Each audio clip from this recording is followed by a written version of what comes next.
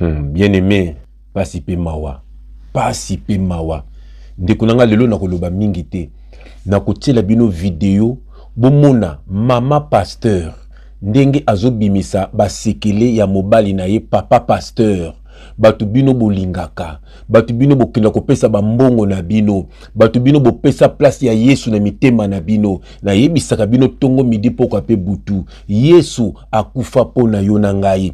Yesu alongola biso na bowumbu. Il a fait de nous un royaume de sacrificateurs. Nous sommes dans la nouvelle alliance. Bazoko sabino na kopesaka badim na kozwaka babateme do kokangsaka bino ba jeune ya ba 40 jours na moni ko to bato bostra ba répondre ngai moko le bio Yesu asala ki jeune à 40 jours mais Yesu asala ki on pas bikisa yo do yo faut la makambo nyo so Yesu asala ki alors okende na kwa mokolo nini alors il faut que ne peut pas beto ba sete.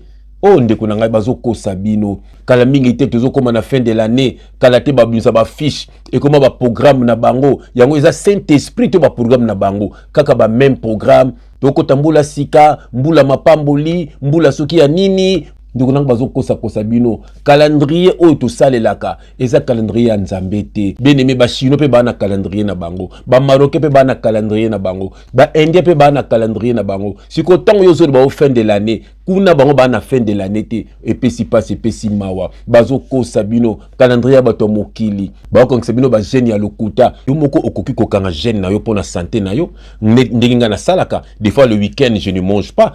Nela nanga 18h eza pona santé nanga pona ko détruire ba sucre ba sel ba mafuta na nzoto ko mela mai ebele c'est ça ndeko na ngai mais démon akimaka na nzala te démon akimaka au nom de Jésus-Christ boyo sala ba jeune ebele me botika mabete ba dimi kaka bino bo frande kaka bino ba baptême do kaka bino yango tem de kotsa bino lola eloko kotso lola eza la crainte de Dieu na l'abandon du péché. Voilà. Bino bobanga Nzambe te, botika pe masumu te, et pesi passe et pesi mawa. Bien aimé sans plus tarder, nazoti la bino li solo oyo. Il y a pasteur héritier Soukami Gomez. Bomona ndenge mwasi na ye abimisi makambo ebele. Bolimbisanga po des fois zo finga, mais to yo kaka bien aimé pesi passe et pesi mawa. Ndenge bobala bimaka na ba sœur n'église. Alléluia. N'importe qui ba Balthazar, bazana l'église no bâtiment. Yum to lula bâtiment. L'église n'est pas un bâtiment. L'église est un groupe de gens. Yeso lobaki, eskami balé, tomi sato, basareni na kombo nanga, na zakati na bango. Tant boza déjà deux, boza église, et un groupe de gens. Yeso awa kozwa église na ye. Ça veut dire awa kozwa peuple na ye. Église ali peuple mis à part. Aoko sabino, tant boza déjà mo sunu na bana bosangani boza église. Tant boza na ba frère na ba sœur bosangani boza église. Mais tant beaucoup mis en bâtiment, onda kwa Nzambe, Nzambe vanda kana ndako bato mokili batongite. Bazoko sabino, baseli ba magablo na bango, bien aimé pesi passe pesi mawa. Boyo kanenge mama pasteur, alobi mobali ne ki ndumbe leki n'église, ko silisa ba sœur n'église, et pesi passe pesi mawa. Yekuna pasteur alobi, soka boya ki mwasi, po kuta ki mwasi na mobali na mbetu, mwasi alobi lo kuta. Oh bien aimé dans le Seigneur, nazo tiela bino bo sero bino moko bolandaye, le longa na koloba mingite, mais na pesi bino kaka bo méditer 2 Timothée chapitre 3 verset 1 à 6, Matthieu chapitre 24 verset 24, na 2 Corinthiens chapitre 11 verset 13 à 15. Bo méditer yango bien aimé dans le Seigneur, bo bimakati na ba bâtiment oyo, bazole mino bambonga lukuta, ce que Dieu te demande, c'est la repentance. Que veut dire la repentance? Le retour vers Dieu, l'abandon du péché. Voilà. Et loko ekokoti solo là, ils a comportement na yo, ils a dignité, ils a offrandité, ils a baptême doté, ils a génité, ils a comportement na yo.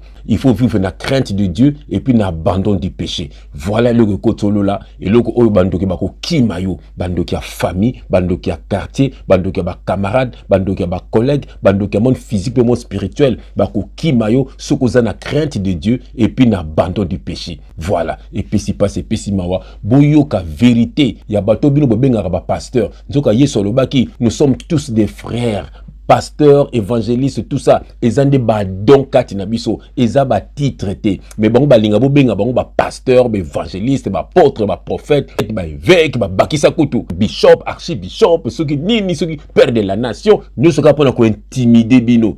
Oya bossa kuna ye B52, pesi passe pesi mawa. To landa sero na bokebi nyonso na kombo na Yesu Kristo.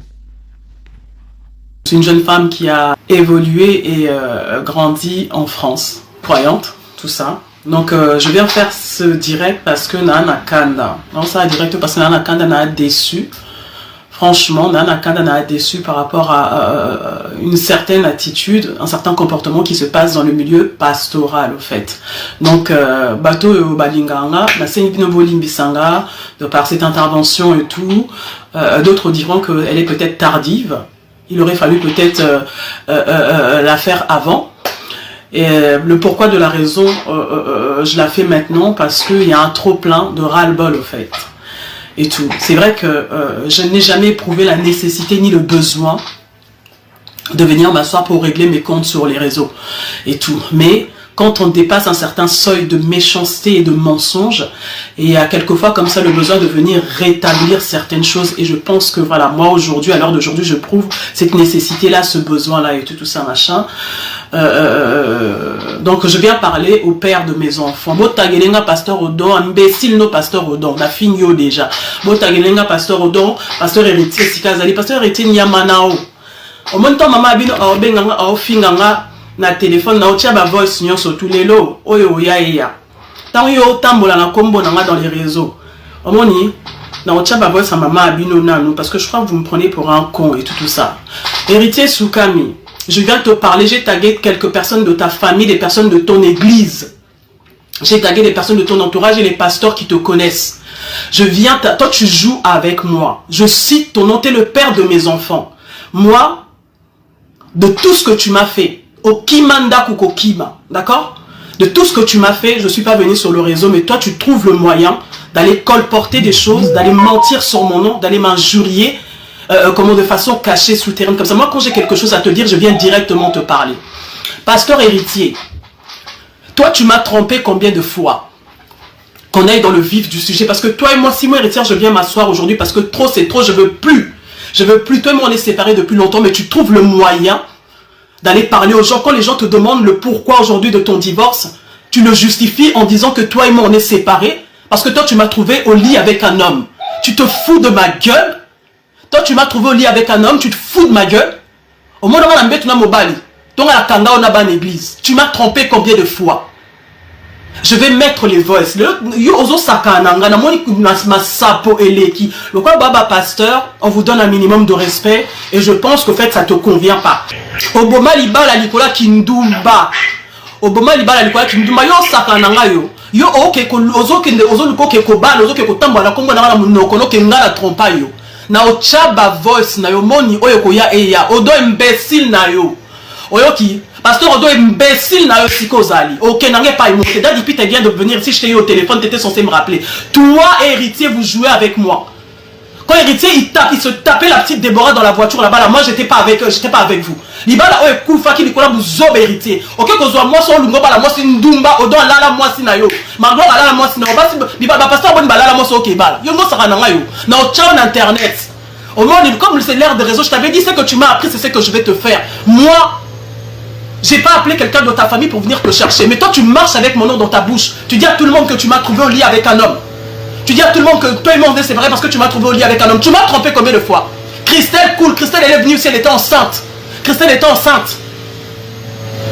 Avec sa grossesse, t'allais coucher avec elle sur Paris par la complicité de frère Nao Benito na Eric. Mais bon ça rananga. Pour la fin de l'ébino kimia.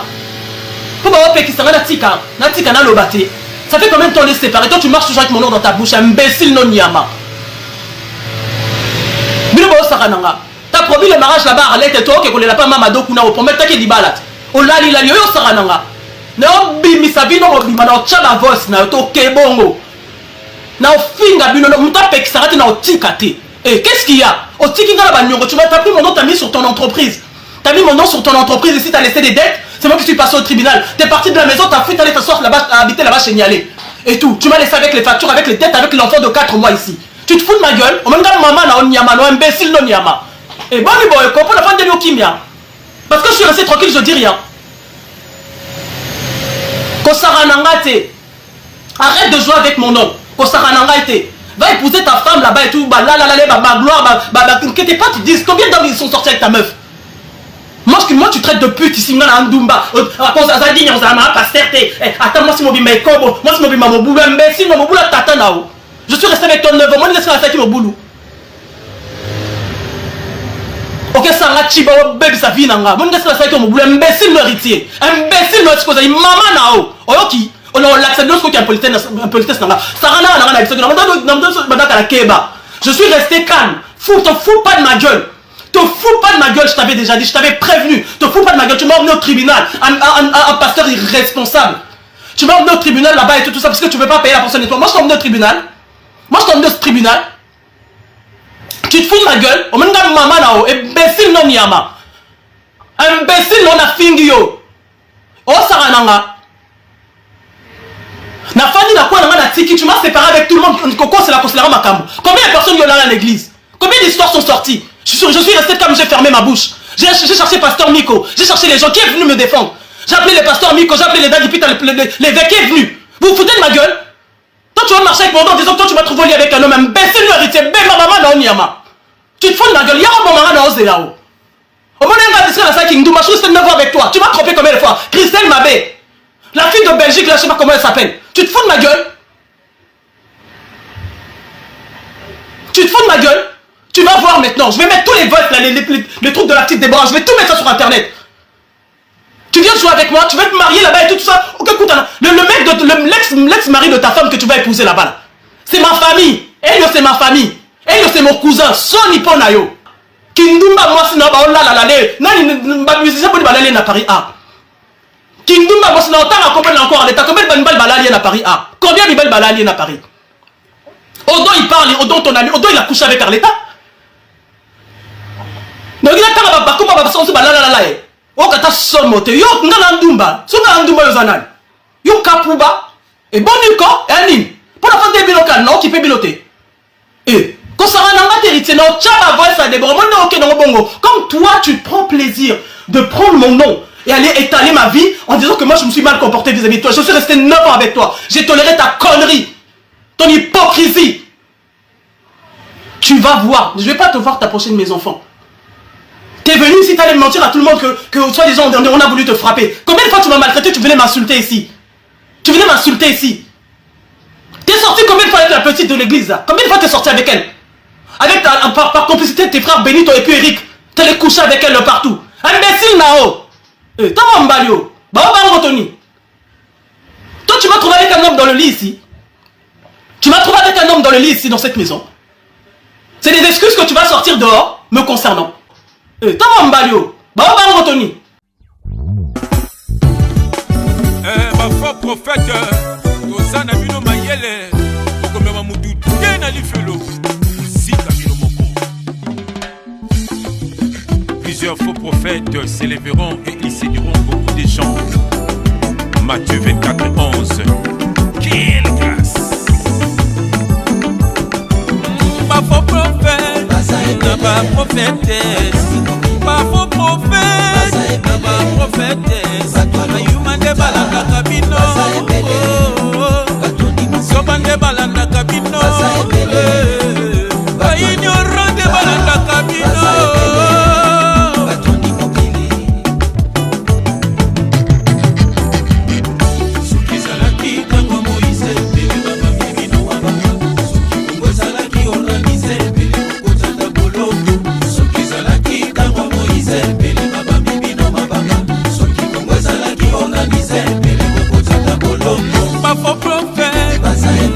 Prophétesse, ma faux prophète, ma prophétesse, Ayumande balanda kabino, Sobande balanda kabino,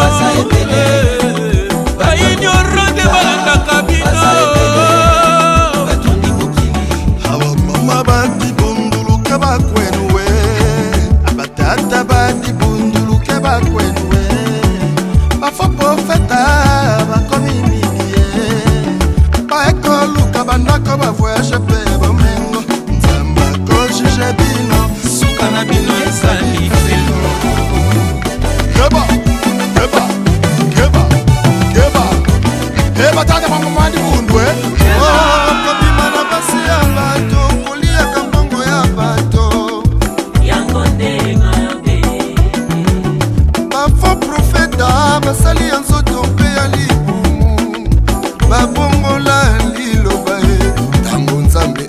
banda bokokende na lifelo elongo na satana bokozika na moto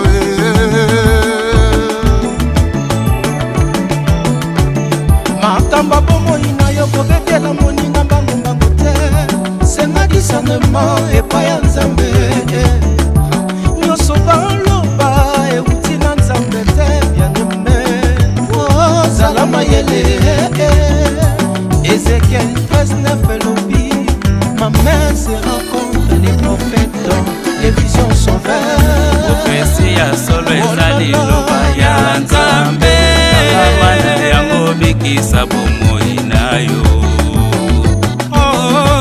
mon dit l'homme qui se confie dans l'homme